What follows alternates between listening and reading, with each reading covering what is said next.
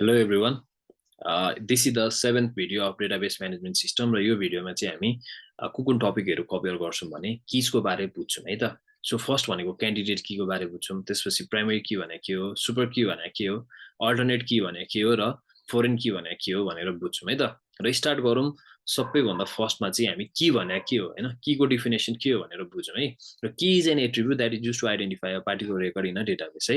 र कीले चाहिँ के गर्ने रहेछ भने कुनै पनि एउटा रेकर्ड इन अ डेटाबेसलाई चाहिँ आइडेन्टिफाई गर्न सक्ने रहेछ है। Key may be compose of one or more attribute है।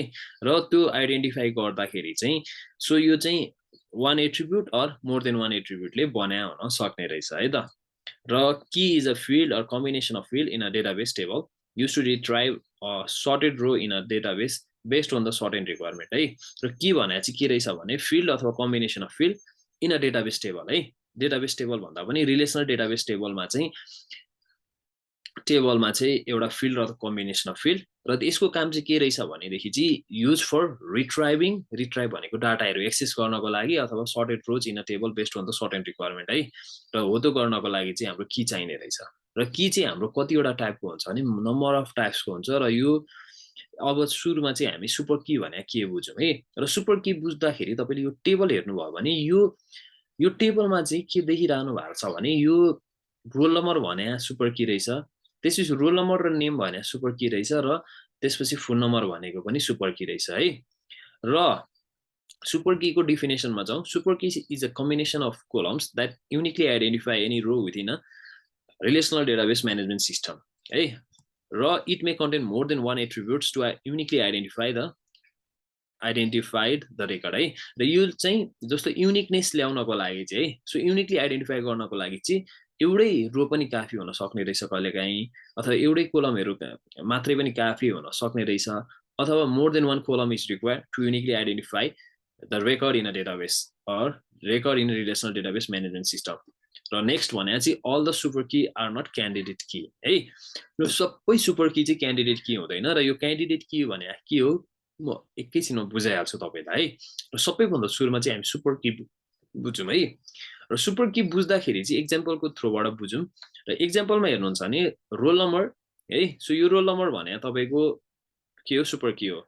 त्यसपछि फोन नम्बर भने पनि सुपर की हो, र नेम भने चाहिँ नेम भनेको यो तीनटै कुरा हामीले लाई सुपर की मान्यौं भने चाहिँ के हुन्छ भने every record in a database हैन, every record in a database table चाहिँ त्यो टेबललाई चाहिँ के गर्न सक्छ भने युनिकली आइडेन्टिफाई गर्न सक्छ। अर्को एक्जाम्पल के हुन सक्ने भयो भने रोल नम्बर मात्रै पनि एउटा सुपर की हुन सक्ने भयो।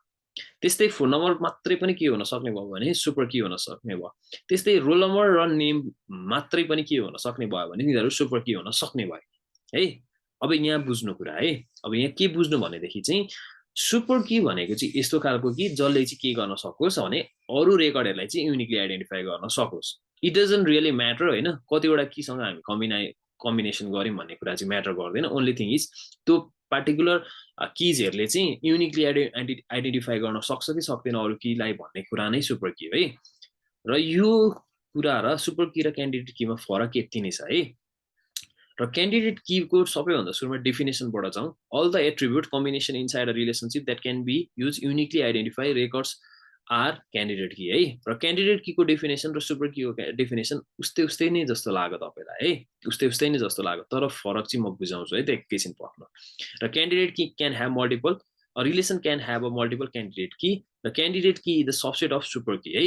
र के रहेछ भने एभ्री क्यान्डिडेट की चाहिँ सुपर की हुन सक्यो, तर सबै सुपर की चाहिँ के नहुन सक्ने रहेछ भने क्यान्डिडेट की नहुन सक्ने रहेछ। र एक्जाम्पलको लागि रोल नम्बर हेर्नुस्, फोन नम्बर हेर्नुस्, र त्यसपछि तपाईको रोल नम्बर र फोन नम्बर है। अघिको एक्जाम्पलमा जाँदाखेरि माथि के थियो भने रोल नम्बर र नेम पनि सुपर की थियो, तर यसमा चाहिँ रोल नम्बर र नेम चाहिँ तपाईको क्यान्डिडेट की होइन, तर रोल नम्बर र फोन नम्बर चाहिँ तपाईको के छ क्यान्डिडेट की हुन सक्यो। यो रोल नम्बर मात्रै पनि क्यान्डिडेट की हुन सक्यो, र क्यान्डिडेट त्यसपछि फोन नम्बर पनि क्यान्डिडेट की हुन सक्यो। कसरी हुन सक्यो बुझाइदिन्छु है। सबैभन्दा सुरुमा रोल नम्बरमा जाउँ।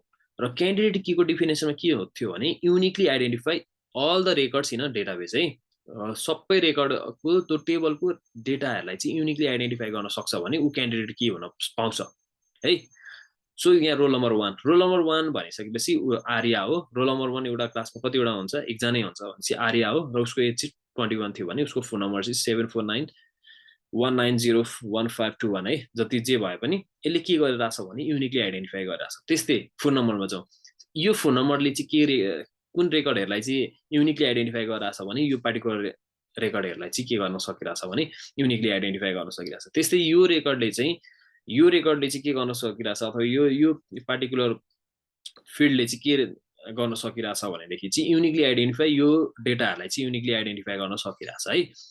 र त्यस्तै तपाईकोसँग रोल नम्बर र फोन नम्बर थियो भने पनि यसले के गर्न सक्थ्यो भने यी दुईटा कम्बिनेसन अफ एट्रिब्युटले चाहिँ के गर्न सक्थ्यो भनेदेखि चाहिँ uniquely identify the others record है।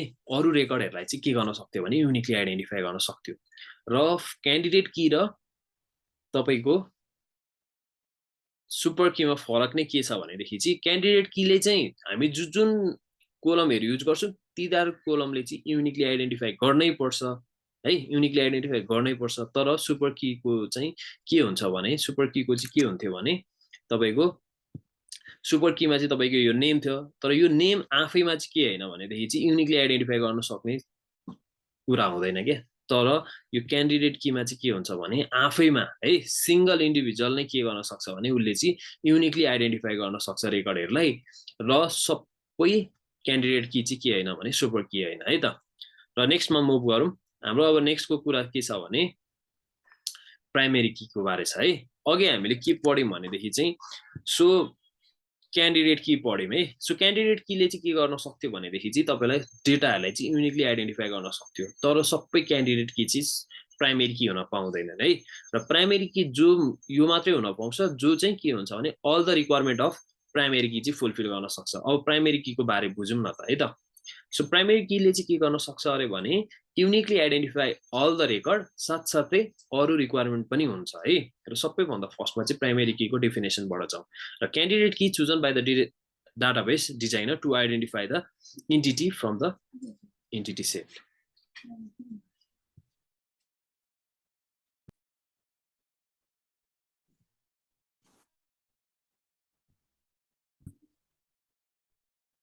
सो प्राइमेरी की भने चाहिँ के रहेछ भनेदेखि चाहिँ यस्तो खालको कि जसले चाहिँ के गर्न सकोस् भने युनिकली आइडेन्टिफाई सबै कुरालाई गर्न सकोस् है। र डेफिनेसनमा हेर्न सक्नुहुन्छ a candidate key chosen by a database designer to identify the entity from the entity set है।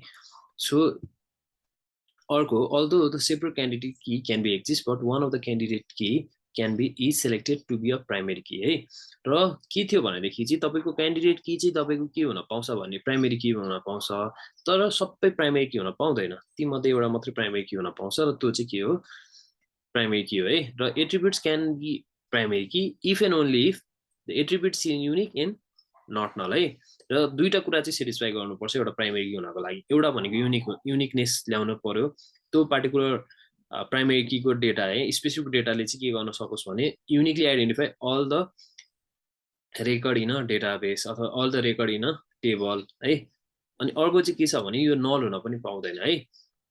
क्यान्डिडेट की चाहिँ नल हुन पाउँछ तर प्राइमेरी की चाहिँ नल हुन पाउँदैन। र यो दुईटा कुरा सेटिस्फाई कुनै पनि एउटा कोलमले गर्न सक्छ भने त्यो चाहिँ के हुन पाउँछ भने प्राइमेरी की हुन पाउँछ है। र एक्जाम्पलको लागि चाहिँ के छ भने रोल नम्बर है। सो रोल नम्बर त के हुन सक्छ भनेदेखि त कहिले चेन्ज हुँदैन नि त। क्यानट बी नल कुनै पनि एउटा स्टुडेन्ट छ भने उसको रोल नम्बर चाहिँ के हुन्छ जहिले हुन्छै हुन्छ है।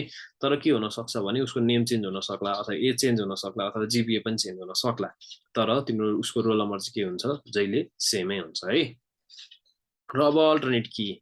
सो अब हामीले के पढ्यौं भनेदेखि चाहिँ सो क्यान्डिडेट की को बारे पढ्यौं है। र अर्को के पढ्यौं भनेदेखि चाहिँ प्राइमेरी की को बारे पढ्यौं। र क्यान्डिडेट कीमा के भनिरहेको थिएँ भने क्यान्डिडेट की चाहिँ जति पनि हुन पाउँछ एउटा टेबलमा भन्ने है।